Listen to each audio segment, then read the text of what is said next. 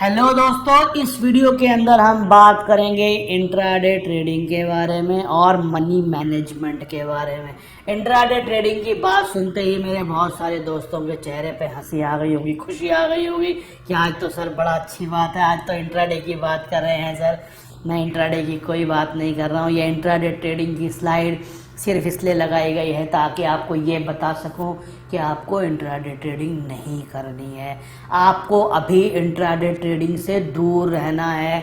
मैं अपने YouTube के हर वीडियो के अंदर ये बात बोलता हूँ कि जो भी लोग शुरुआती स्टेज में अभी आए हैं, सीख रहे हैं, वो फ़िलहाल साल 2 साल के लिए इंट्राडे की जो डे ट्रेडिंग होती है उससे दूर रहें। आप क्योंकि अपने आप से क्वेश्चन पूछिए कि आप यहाँ पे पैसे कमाने आए हैं या गंवाने आए हैं। इंट्राडे ट्रेडिंग दोस्तों बहुत ही फास्ट गेम है। यहाँ पर 5 घंटे के अंदर आपको सारे फैसले लेने होते हैं। स्टॉक को चुनना भी है, स्टॉक को लेना भी है, प्रॉफिट में काटना भी है। मार्केट की जो नॉइस होती है, जो न्यूज़ आ रही है, जो यहाँ से वहाँ से, उन सब चीज़ों के बीच में आपको प्रॉफिट निकालना है। बहुत मुश्किल काम है, ये सिर्फ एक्सपर्ट लोग कर सकते हैं जो इस मार्केट में काफी समय से काम कर रहे हैं।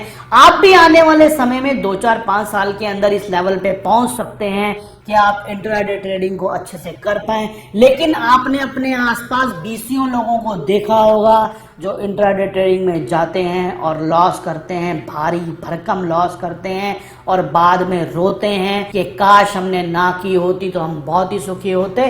तो दोस्तों, बाद में पछताने से ज़्यादा अच्छा है हम पहले सुधर जाएं, हम पहले सीख जाएं उस चीज़ को। मैं हर बार बोलता हूं, मुझे काफ़ी लोग बोलते हैं यूट्यूब के ऊपर भी कि सर आप इंट्राडे ट्रेडिंग के इतने खिलाफ क्यों रहते हो। मैं हर एक को बोलता हूं इंट्राडे ट्रेडिंग के खिलाफ नहीं हूं। मैं इंट्राडे ट्रेडिंग जो नया आदमी करता है, जिसको नॉलेज नहीं है, उसके खिलाफ हूं सिर्फ, क्योंकि वो मुझे मालूम है कभी भी यहाँ से पैसा नहीं बना पाएगा, वो लॉस करेगा।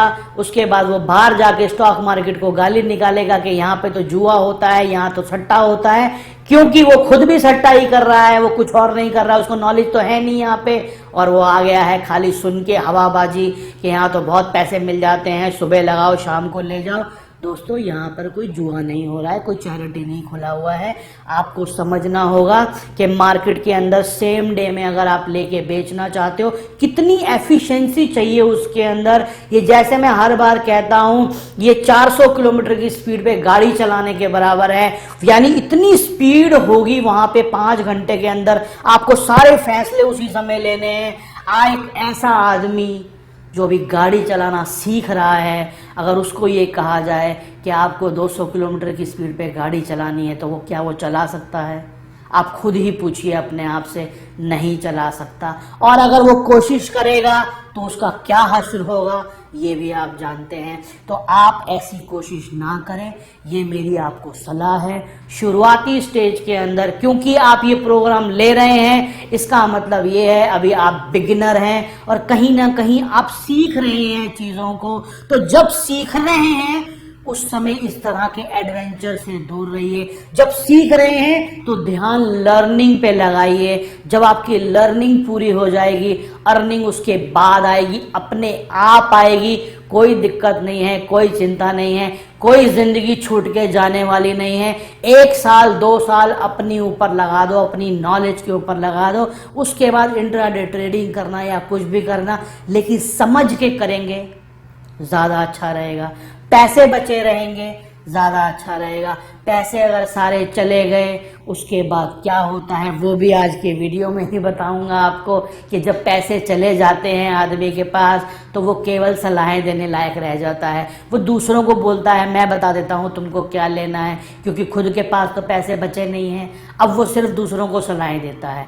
तो मेरा मानना ये है, मेरा कहना ये है आपको, मेरी सलाह ये है आपको, मानना ना मानना फिर भी आपके हाथ में है, कि इंट्राडे ट्रेडिंग यानी कि जो डे ट्रेडिंग होती है उससे आपको सख्त तरीके से बाहर रहना है, बिल्कुल नहीं करना है। शॉर्ट टर्म के अंदर आप काम कर सकते हैं, 2 हफ्ते का कोई सौदा ले लीजिए, 1 महीने का ले लीजिए, 1 हफ्ते का ले लीजिए, लेकिन जहां पे ये कंपल्शन हो कि आज के दिन में ही मुझे इसको स्क्वायर ऑफ करना है, काटना है, वो अभी मत कीजिए, आपके हाथ जल जाएंगे, आपके पैसे खत्म हो जाएंगे और उसके बाद आपकी सीखा हुआ चीज भी आपके काम नहीं आएगा। इस मार्केट में सैकड़ों लोगों को जानता हूं दोस्तों मैं, जो आए थे शुरुआती दौर में, इंट्राडे ट्रेडिंग में फंस गए, सारे पैसे गंवा दिए, उसके बाद आज चाहे नॉलेज भी ले ली, सीख भी लिया, लेकिन वो नॉलेज किसी काम की नहीं है, वो जीरो है उनके लिए।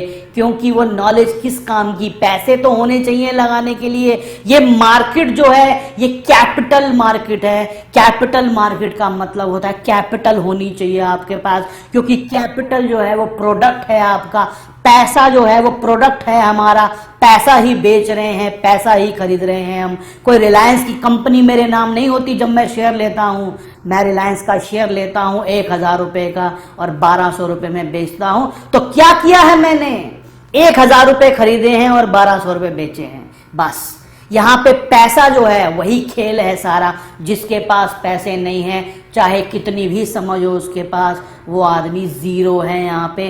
तो आपकी सबसे पहली कोशिश ये होनी चाहिए, अपनी कैपिटल को आपको बचा के रखना है। वो कैपिटल जो है वो आपकी नॉलेज के बाद आपके काम आएगी, आगे आपको काम करने में हेल्प करेगी। यहाँ पे कोई आशाएं, कोई बातें, कोई होप काम नहीं करती है। यहाँ पे कोई भगवान आपका साथ देने वाला नहीं है। मेरे पास भी बहुत सारे लोग आते हैं और बोलते हैं सर देखो हमने किसी का क्या बिगाड़ा है, भगवान हमारा साथ नहीं देता। भगवान आपका साथ कैसे देगा, क्योंकि आप सारे उल्टे काम कर रहे हो। भगवान आपका साथ कभी भी नहीं देगा। यहाँ पे पैसे होने चाहिए आपके पास, पैसा चाहिए, कोई उधार नहीं है यहाँ पे 1 रुपए की। आप मेरा वो वीडियो निकालिए जिसमें मैंने कहा था ये दुनिया का सबसे अच्छा धंधा है। उस वीडियो में साफ बताया है मैंने आपको कि इस कारोबार की एक्चुअली खासियत क्या है। एक खासियत उसमें ये भी है, कोई उधार नहीं है, लेने में भी कैश है, बेचने में भी कैश है। कोई किसी का कोई उधार नहीं है, ना ही आपको स्टॉक मार्केट के नाम पे कोई उधार देने वाला है। जाके बैंक से लोन लीजिए जरा 2 लाख का। मैं भी देखता हूँ कौन सा बैंक आपको स्टॉक मार्केट के लिए लोन देता है। एक बैंक भी आपको स्टॉक मार्केट में काम करने के लिए लोन नहीं देगा, यही सच है। इसीलिए कैपिटल बहुत जरूरी है, आपके पास रहनी चाहिए वो कैपिटल। और अगर आप शुरुआती स्टेज में हैं, इंट्राडे ट्रेडिंग में आपकी सारी कैपिटल चली जाएगी। उसके बाद चाहे ज्ञान जितना मर्जी आ जाए आपको, वो सारा ज्ञान जीरो होगा। तो आज के वीडियो के दूसरे टॉपिक पर चलते हैं, मनी मैनेजमेंट। उसकी काफी सारी शुरुआत तो मैंने कर दी है कि क्या है मनी मैनेजमेंट। एक्चुअली जो पैसा है हमारे पास उसको हमें इस्तेमाल कैसे करना है। बहुत सारे लोग जान जाते हैं यहाँ पे चार्ट पढ़ना, चीजों को समझना, क्या लेना है, क्या बेचना है, लेकिन वो ये नहीं समझ पाते कि जो पैसे हमारे पास हैं उसको हमें मैनेज कैसे करना है, उस पैसे को कौन से स्टॉक्स में लगाना है, कितने स्टॉक्स में लगाना है, इंट्राडे भी अगर करना है तो कितने पैसे से करना है, फ्यूचर भी अगर करना है तो कितने पैसे से करना है, कैश में डिलीवरी लेनी है वो कैसे लेनी है, यानी अपने पैसे को बांटना कैसे है, अपने पैसे के ऊपर काम कैसे करना है, उसकी कुछ बात करेंगे यहाँ पे। वैसे तो दोस्तों ये बहुत ही बड़ा सब्जेक्ट है, इसके बारे में अगर चाहूँ तो पूरा प्रोग्राम इस पे हो सकता है, लेकिन जितनी ज़रूरी चीज़ें हैं उसको डिस्कस करेंगे यहाँ पे कि मनी मैनेजमेंट एक्चुअली क्या होता है और इसको आपको कैसे देखना चाहिए। सबसे पहले तो आपको ये एक कोटेशन बता रहा हूँ, जिंदगी का रूल समझ लीजिए। ये एक लैरी हाइट करके ट्रेडर ही हैं, उन्होंने लिखा है, उन्होंने लिखा I have 2 basic rule in trading as well as in life. यानी कि मेरे 2 सिंपल ट्रेडिंग के रूल हैं और जिंदगी के भी यही रूल हैं। पहला, if you don't bat you can't win, and दूसरा, if you lose all your chips you can't bet. यानी कि अगर आप दांव नहीं लगाएंगे तो आप कभी नहीं जीत सकते, ये पहला रूल है। और दूसरा रूल, अगर आपके सारे पैसे खत्म हो गए तो आप दांव लगाने लायक ही नहीं रहोगे। वो कहते हैं मेरी जिंदगी के 2 रूल हैं जो मैं हमेशा रखता हूं अपने पास। पहला रूल कि अगर मैं रिस्क नहीं लूंगा तो मैं कभी जीत नहीं सकता, और दूसरा रूल, अगर मेरे सारे पैसे खत्म हो गए तो मैं रिस्क लेने लायक नहीं रहूंगा। तो क्या मतलब निकलता है इसका, वही अभी जो मैं कह रहा था आपको। पैसा बचा के रखनी है अपने पास। आपको सीखने के दौरान पैसा नहीं गंवा देना है अपना। अगर उसी सीखने के दौरान आपने सारे पैसे गंवा दिए तो सीखने के बाद आप क्या करेंगे? वही करेंगे, आप दूसरों को सलाहें देंगे सिर्फ। इसीलिए पैसे बचा के रखिए। ये कोटेशन जो है यही बताती है कि अगर आप जीतना चाहते हैं उसके लिए पहले दांव लगाना होगा, और दांव लगाने के लिए पैसे आपके पास रहने चाहिए जब तक आपकी समझ आ जाए। यानी कि क्या कह रहा हूं मैं, जब तक समझ आए तब तक पैसा बचा के रखना है। ये ना हो जब तक समझ आए तब तक समझ तो हमारे पास आए, पैसा किसी और के पास जा चुका हो। ऐसी नौबत मत आने दीजिए और डिसिप्लिन से काम कीजिए। एक ये स्लाइड और आपके सामने आ रही है। इसके अंदर बताया गया है कि अगर आप अपनी कैपिटल के ऊपर पैसा कुछ लूज कर देते हैं, उसको रिकवर करने के लिए आपको कितने पैसे की जरूरत पड़ती है। ये एक्चुअली कुछ भी खास नहीं है, लेकिन हम कभी भी इस तरीके से सोच नहीं पाते हैं दोस्तों।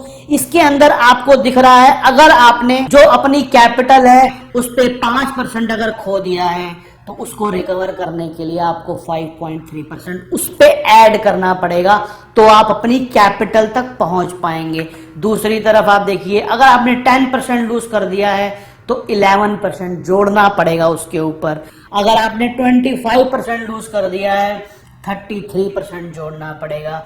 अगर आपने 40% लूज कर दिया है 66% उस कैपिटल के ऊपर लगाएंगे, तब आप अपनी पुरानी वाली कैपिटल तक पहुंचेंगे। और आपने 50% अगर लूज कर दिया है, अब रिकवरी के लिए 100% ऐड करना पड़ेगा, तब जाके आप पहुंचेंगे। और इसी तरह से आप देख लीजिए, यानी अगर आपके पास 2 लाख रुपए हैं और 1 लाख रुपए आपने उसमें से खो दिए, तो उस 1 लाख से दोबारा 2 लाख तक पहुंचने में 100% आपको ऐड करना पड़ेगा। आप सोचिए क्या ये पॉसिबल है? जब आप पहले वाले 2 लाख में से 50% अपने उड़ा सकते हैं, तो आप ये जो बचे हुए पैसे हैं इससे 100% ऐड कर पाएंगे क्या? इतनी समझ आ चुकी है आप में? नहीं आ चुकी है। इसलिए पहला रूल नंबर 1, आपको हमेशा पैसा अपने पास बचा के रखना है। कैपिटल को लूज नहीं होने देना है, बहुत ज्यादा एडवेंचर में नहीं आ जाना है।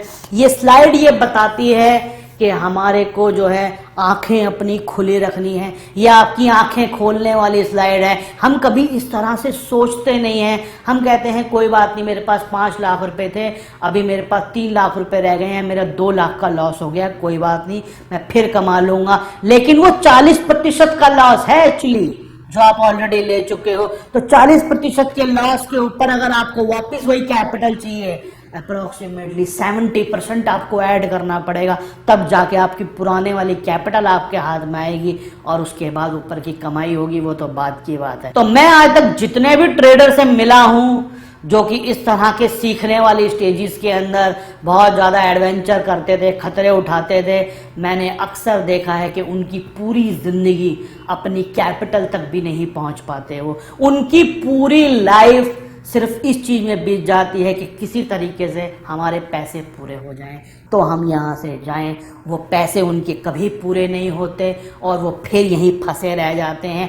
क्यों पूरे नहीं होते पैसे? ये स्लाइड बता रही है आपको कि क्यों पूरे नहीं होते। क्योंकि जोड़ना पड़ेगा ना उतना, तो पूरे कैसे हो जाएंगे पैसे? 50% अगर आपने खो दिया तो 100% जोड़ना है, तभी तो कैपिटल वापस आएगी।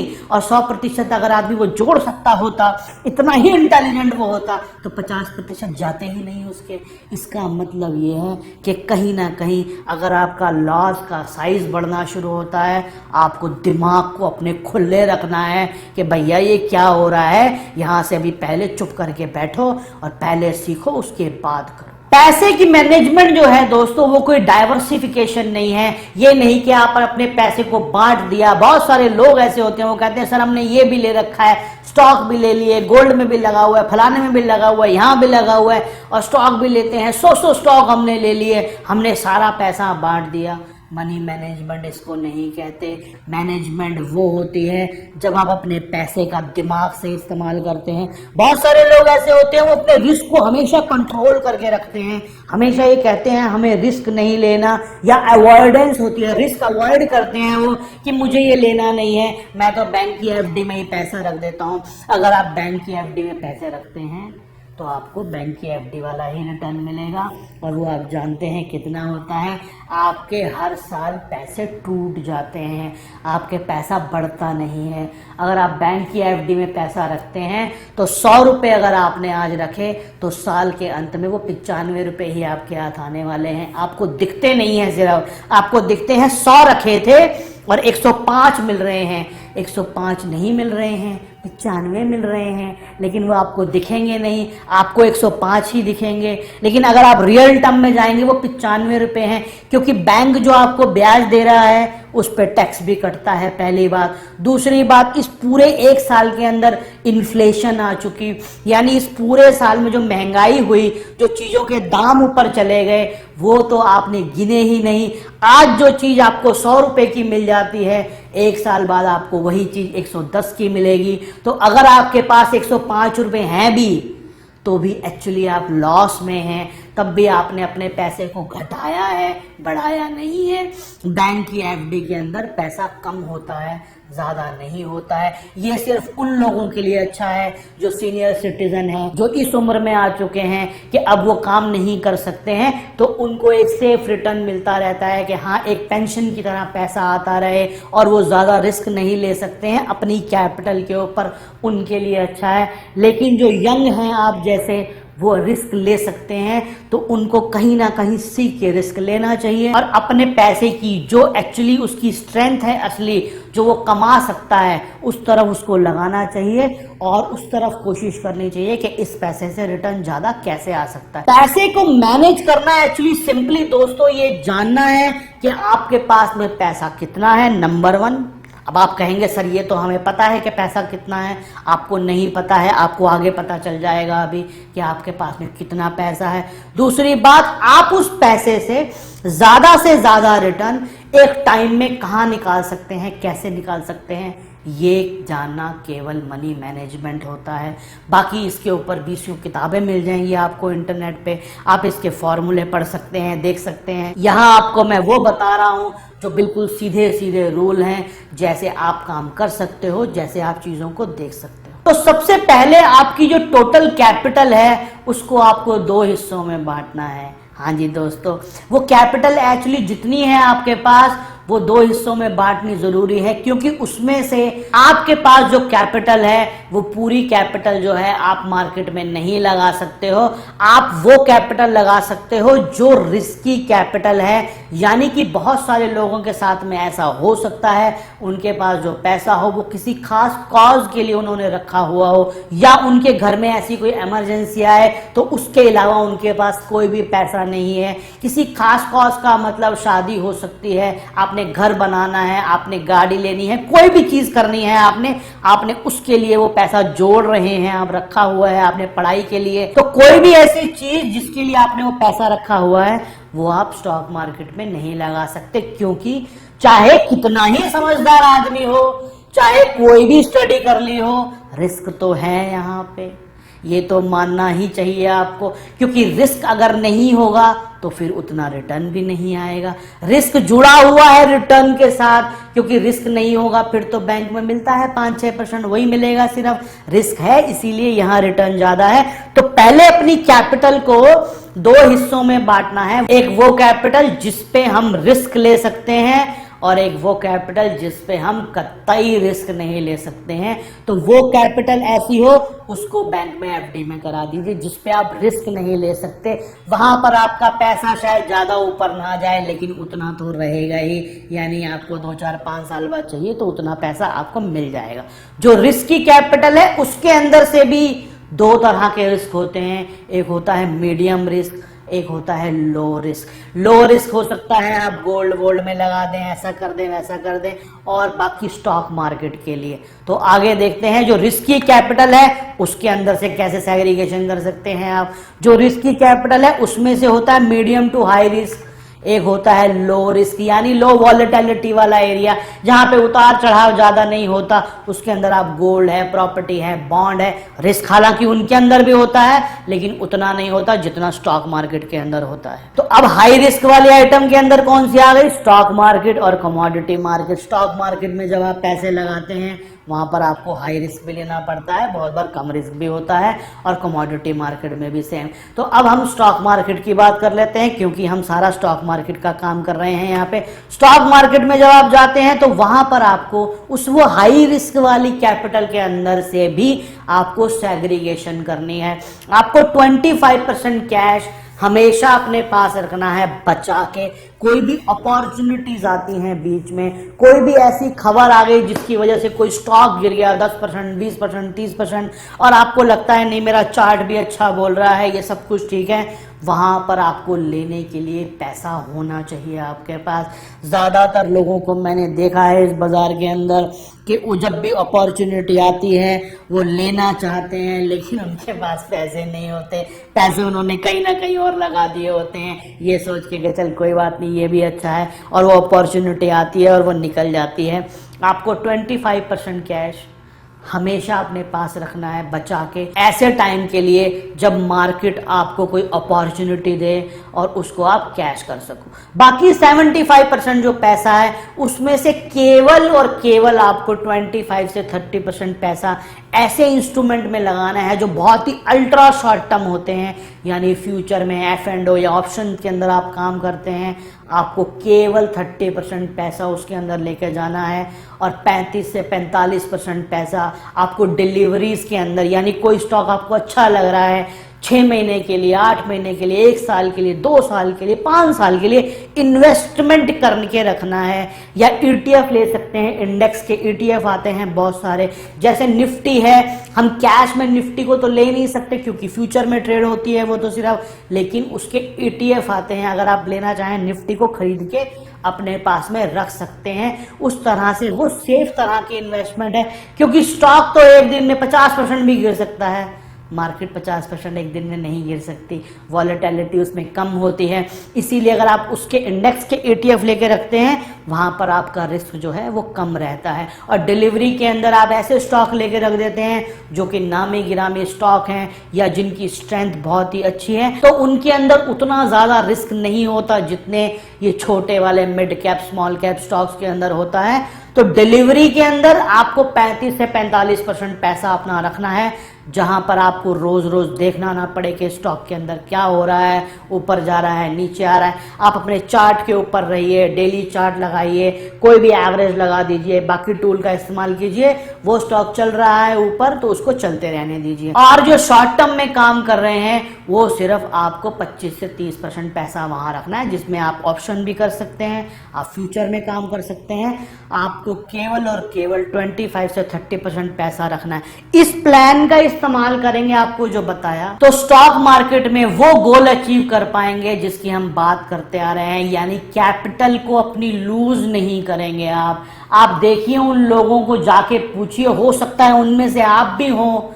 पहले दिन आए थे 5 लाख रुपए लगा दिए, उसके बाद में सारा दिन कभी फ्यूचर कर रहे हैं, कभी ऑप्शन ले रहे हैं, कभी ये कर रहे हैं, कभी वो कर रहे हैं। साल 1.5 साल बाद जाके देखा उसमें से 2 लाख बच गए हैं। अब क्या करें, फिर 2 लाख और लगाए उसके अंदर, फिर वही करना शुरू कर दिया, फिर वो 2 के 1 रह गया, फिर उसके बाद फिर और पैसे लगाए और फिर वही करना शुरू कर दिया। बहुत सारे लोग हैं ऐसे वही करते आ रहे हैं। एक बात जिंदगी की याद रखिए, कानून जिंदगी का, अगर आप वही कर रहे हैं जो आप पहले कर रहे थे तो रिजल्ट भी वही होने वाला है जो पहले हुआ है। अगर आप अपने आप को बदल नहीं रहे हैं तो रिजल्ट भी बदलने वाला नहीं है। अगर आप उसी ढर्रे पे चल रहे हैं जिस पे पहले चले थे तो जो रिजल्ट पहले आया था वही रिजल्ट आगे भी आने वाला है। इसलिए इसको ध्यान रखिए। जितनी नॉलेज आपने ली है, जो सीखा है आपने दोस्तों, सब बेकार है इन चीजों के बगैर। कोई टेक्निकल की स्टडी, कोई चार्ट की स्टडी आपको राजा नहीं बना सकती। आपका डिसिप्लिन, आपकी सोच और ये जो बातें हम कर रहे हैं एक्चुअली ये नींव है पूरी इस चीज की, क्योंकि इसके ऊपर ही आपकी वो बिल्डिंग खड़ी होगी। आप सीखेंगे, उसके बाद पैसा कमाएंगे, लेकिन इन डिसिप्लिन के बिना आप कभी पैसे नहीं कमा सकते। मार्केट के पुराने से पुराने ट्रेडर से बात कीजिए, वो बता देगा आपको कि ये जो रूल हैं इनके बिना सारा ज्ञान जीरो है। जितनी मर्जी इंडिकेटर की आपको समझ आ जाए, आपको अगर ये चीज़ें क्लियर नहीं है, आप कभी भी मार्केट में बड़ा पैसा नहीं कमा पाएंगे। और आखिरी में एक क्वेश्चन आपसे पूछता हूं इस वीडियो के, कि सिर्फ 5% का प्रॉफिट अगर आपको एक महीने में अपनी कैपिटल से कमाना हो, ना इससे ज़्यादा ना इससे कम, क्या वो पॉसिबल है या नहीं है? सोच समझ के अपने आप को जवाब दीजिए। कुल 5% का प्रॉफिट अगर हर महीने आपको कमाना हो अपनी कैपिटल पे, जितनी भी चीज़ें आपने यहाँ सीखी हैं, चाहे कैंडल स्टिक सीखी है, चाहे एवरेजेस और चाहे रिट्रेसमेंट, हमने देखा एक रिट्रेसमेंट हमने देखी तो 3% के स्टॉप लॉस से 3 गुना हो गया वो स्टॉक। मैं आपको कह रहा हूं केवल एक महीने में क्या आप इस पूरी नॉलेज के साथ एक स्टॉक ऐसा ढूंढ सकते हैं, एक स्टॉक में काम कर सकते हैं जिसमें आपको केवल 5% का प्रॉफिट आ जाए। अगर आपका दिल कहता है हाँ तो आगे बढ़िए, दिल कहता है नहीं तो यहीं रुक जाइए, और दिल कंफ्यूज है तो देख लीजिए आगे वीडियो के अंदर क्या है। कुल मिला के सोचना आपको केवल इतना है कि जितनी भी चीज़ें मैंने सीखी हैं मैं 5% का प्रॉफिट कमा सकता हूं कि नहीं कमा सकता। इतना मैं गया गुजरा नाकारा हूं क्या मैं कि मैं एक महीने में 5% भी नहीं कमा सकता? अगर आपको आंसर आता है हाँ, आगे बढ़ के देखिए कि अगर आप डिसिप्लिन से हर महीने ये कसम खा लें कि अपनी कैपिटल पे सिर्फ 5% कमाना है, 4 कमाना है, 3 कमाना है, सिर्फ इतना ही कमाना है, मुझे इससे ज्यादा नहीं कमाना, कोई लालच नहीं करना। मुझे जब तक श्योर शॉर्ट सौदा नहीं मिलेगा नहीं लूंगा, जब तक मुझे सब चीजें कंफर्म नहीं होंगी नहीं करूंगा, लेकिन काम करूंगा यही जैसे इस तरीके से करना है। अपनी कैपिटल के ऊपर मुझे हर महीने 3 से 5% तक जोड़ते जाना है, और हर महीने मैं जोड़ता चला जाऊंगा इसको, तो आपको मैं दिखाता हूं दोस्तों रिजल्ट क्या होते हैं। अगर आप डिसिप्लिन से काम करते रहें, हर महीने जो कैपिटल आपके पास है उस कैपिटल के ऊपर 3%, 5%, 4% जोड़ते चले जाएं, तो देखिए रिजल्ट क्या है। ये आपके सामने पूरा चार्ट आ रहा है। एक आदमी ने पैसा लगाए थे 10 लाख रुपए एग्जाम्पल, 5% हर महीने उस पर जोड़ता गया, 10 साल बाद वो पैसा ये है आपके सामने 10 लाख रुपए। 5% केवल हर महीने उसने अपनी कैपिटल के ऊपर जोड़ा, 10 साल बाद वो पैसा 3 करोड़ 40 लाख रुपए होता है। हाँ जी, 10 साल बाद वो पैसा 3 करोड़ 40 लाख रुपए होता है अगर केवल 10 लाख रुपए लगाए जाए। आप देखिए जिस आदमी ने 20 लाख रुपए लगाए, ये 10 नहीं है एक्चुअली, एक है, मैं पढ़ने में गलती कर गया, ये 1 लाख रुपए है, ये 20 लाख रुपए हैं। 1 लाख रुपए से 3 करोड़ 40 लाख रुपए होते हैं 5% के हिसाब से, और 20 लाख रुपए लगाए तो ये देखिए 70 करोड़ रुपए हैं ये 10 साल में। ये मैथमेटिकल कैलकुलेशन है, इसमें कोई फॉर्मूला नहीं लगाया है मैंने। यानी आप 1 लाख रुपए हैं, हर महीने 5% उस पर सीढ़ी बनाते जाइए। कसम खा लीजिए हर महीने 5% जोड़ने ही जोड़ने हैं। वही सौदा करूंगा जिसमें 5% प्रॉफिट मिल जाए। जितनी स्टडी करी है मैंने, जितनी समझ लगाई है, सिर्फ 5% जोड़ता जाऊंगा हर महीने। 5 नहीं जोड़ पाएंगे 4 जोड़ पाएंगे, 4 नहीं जोड़ पाएंगे 3 जोड़ पाएंगे, कोई बात नहीं, लेकिन हर महीने कुछ जोड़ना है उस पर। तो ये फिगर जो है वो 3 करोड़ नहीं होगी, 3.5 करोड़ नहीं होगी, 2 करोड़ होगी, कोई बात नहीं, 1.5 करोड़ होगी, कुछ तो होगा। वो 1 लाख रुपए के जीरो तो नहीं रहेंगे, कम से कम ऐसा तो नहीं होगा कि जो लगाया था वो भी चला गया। आपको डिसिप्लिन से, आपको पूरी हिम्मत से, पूरी ताकत से चीज़ों को समझना है पहले, और इस चार्ट को जिंदगी में भूलिएगा मत। अगर आप एक डिसिप्लिन से काम करते हैं और 3%, 4% अपनी कैपिटल पे प्लस करते जाते हैं, हर महीने कुछ ना कुछ जोड़ते जाते हैं, थोड़ा थोड़ा करके आगे बढ़ते हैं, तो भी आप देखेंगे आपकी ग्रोथ जो है वो कितनी हो रही है। 5 साल बाद भी वो पैसा दोस्तों वो करीबन 20 लाख रुपए के आसपास हो जाएगा। हाँ जी, 1 लाख का 20 लाख, 5 साल में केवल 20 गुना हो जाएगा आपका पैसा, अगर आप डिसिप्लिन से चलते रहते हैं। इसलिए इस चैप्टर को ध्यान रखिए। पहले आपको जो बताया इंट्राडे से दूर रहिए, और ये मनी मैनेजमेंट का ध्यान रखिए, पैसे को बांट दीजिए ठीक ठीक तरीके से, और एक डिसिप्लिन बनाइए कि मुझे इतने पैसे लगाने हैं, इसी तरीके से काम करना है। चाहे कम मिलेगा कोई बात नहीं, लेकिन जाना नहीं चाहिए। फिर ध्यान रखिए कैपिटल यहाँ प्रोडक्ट है, प्रोडक्ट खो गया सब कुछ खो गया। आप वॉरेन बफेट जी को सुनते होंगे, उनको मानते होंगे, जानते होंगे। वो कहते थे मेरा एक सबसे पहला रूल है ज़िंदगी का, डोंट लूज मनी, और दूसरा रूल है डोंट फॉरगेट रूल नंबर 1। यानी पहला रूल है पैसा नहीं खोना है, और दूसरा रूल है पहला नंबर कभी नहीं भूलना है। पहला रूल आपको भी यही करना है कि हमेशा ये चीज़ ध्यान रखनी है कि डोंट लूज मनी, पैसे को खोना नहीं है। पैसा रहेगा, सब कुछ आ जाएगा अपने पास में, समझ देर से आए सवेर से आए, लेकिन तब तक पैसा बचा होगा तो हम अपनी समझ का इस्तेमाल कर पाएंगे, और नहीं बचा होगा तो लोगों की तरह हम भी सलाहें देते रहेंगे एक दूसरे को, और उसके बाद स्टॉक मार्केट को गाली निकालते रहेंगे।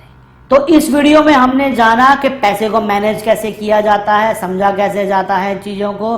अगले वीडियो में आपसे बात करूंगा ट्रेडिंग साइकोलॉजी की, और पूरे सिस्टम की जो हमने बात की है, आपको स्टेप बाय स्टेप कैसे कैसे चीज़ों को फॉलो करना है और क्या करना है।